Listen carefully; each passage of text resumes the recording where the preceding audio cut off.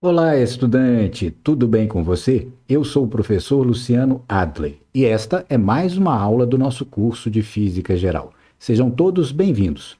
Estudante, observe bem essas três imagens. Quais são as semelhanças físicas que você percebe entre elas?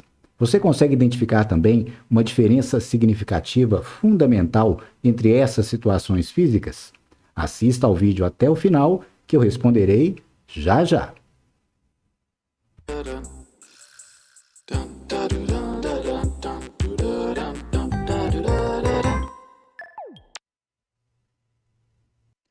De volta com você, estudante, e então, conseguiu perceber as semelhanças e diferenças físicas entre as situações mostradas nessas três imagens?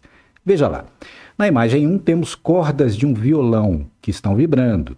Na imagem 2, temos movimento na superfície da água, provavelmente causado por um objeto que caiu sobre essa superfície. E na imagem 3, temos o mais novo explorador de Marte, o rover Perseverance. E então, você consegue identificar semelhanças e diferença importante entre essas situações? Primeiramente, se você pensou que todas elas aplicam o conceito físico de ondas, você acertou.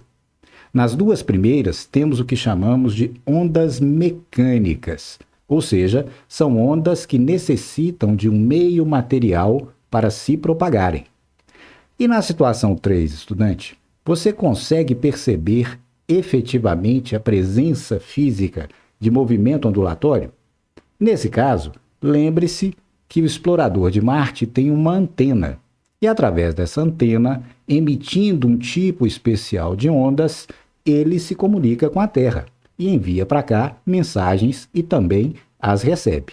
Esse tipo de onda é diferente do conjunto de ondas mecânicas. São as chamadas ondas eletromagnéticas, que você estudará no seu curso de Física Geral 3.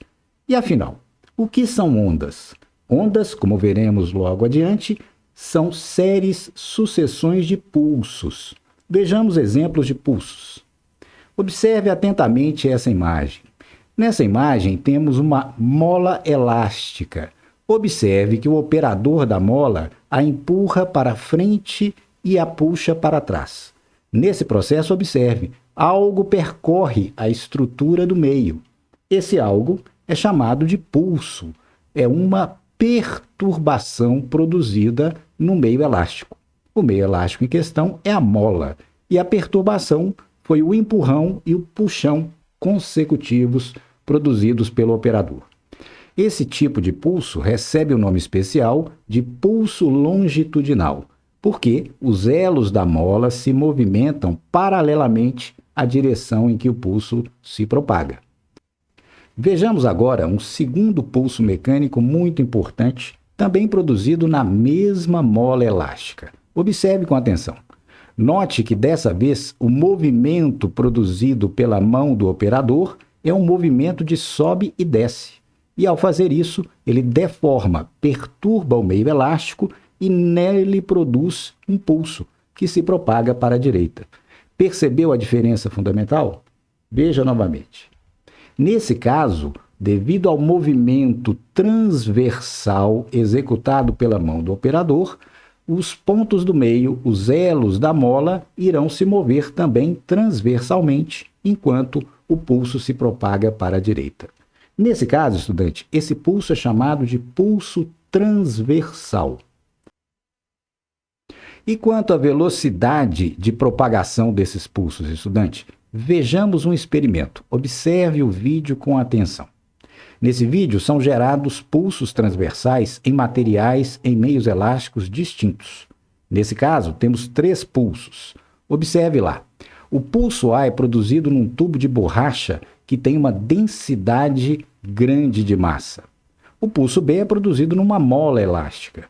E o pulso C também é produzido em um outro tubo de borracha com pequena densidade de massa. Perceba que essas fotografias foram tiradas no mesmo intervalo de tempo. Isso indica, então, que o pulso C é o mais rápido dos 3.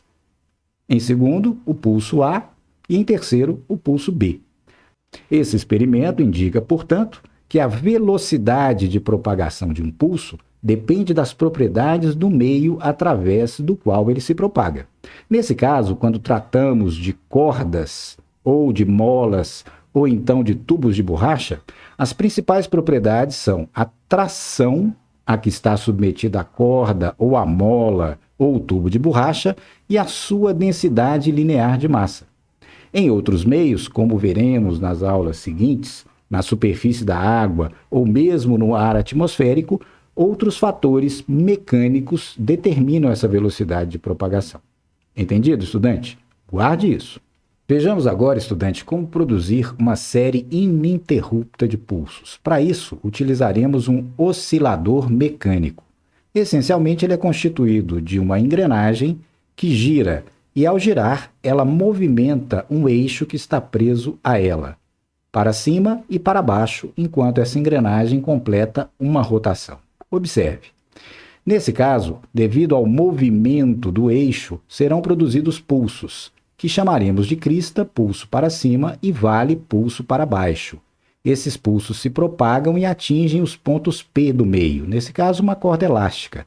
Note que esse ponto P faz um movimento vertical de oscilação, para cima e para baixo, enquanto os pulsos passam por ele. Essa é a característica principal de uma onda desse tipo. É uma onda progressiva transversal. Veja lá. Na animação, podemos perceber que os pontos do meio sobem e descem, enquanto são percorridos pelos pulsos, cristas e vales consecutivamente.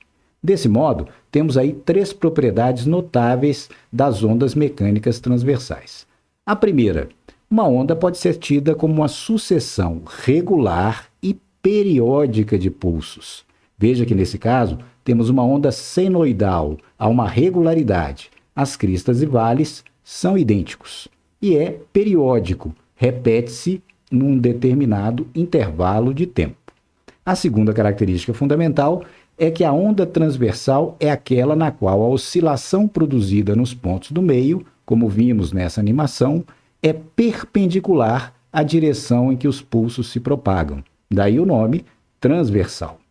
E, por fim, a terceira e importantíssima propriedade das ondas mecânicas. Elas transportam energia sem que haja o chamado arrastamento do meio, ou seja, cada ponto se move localmente na coordenada em que se encontra, não prosseguindo com os pulsos que passam por ele. Ou seja, os pontos do meio não sofrerão arrastamento, enquanto são atingidos pelos pulsos. Percebeu, estudante? Então registre. Essas três propriedades são fundamentais para a compreensão dos fenômenos ondulatórios. Na próxima aula, veremos as grandezas que nos permitem tratá-los quantitativamente. Então, estudante, gostou do vídeo? Se sim, deixe o seu like, compartilhe, poste um comentário e, se ainda não é inscrito, inscreva-se no canal.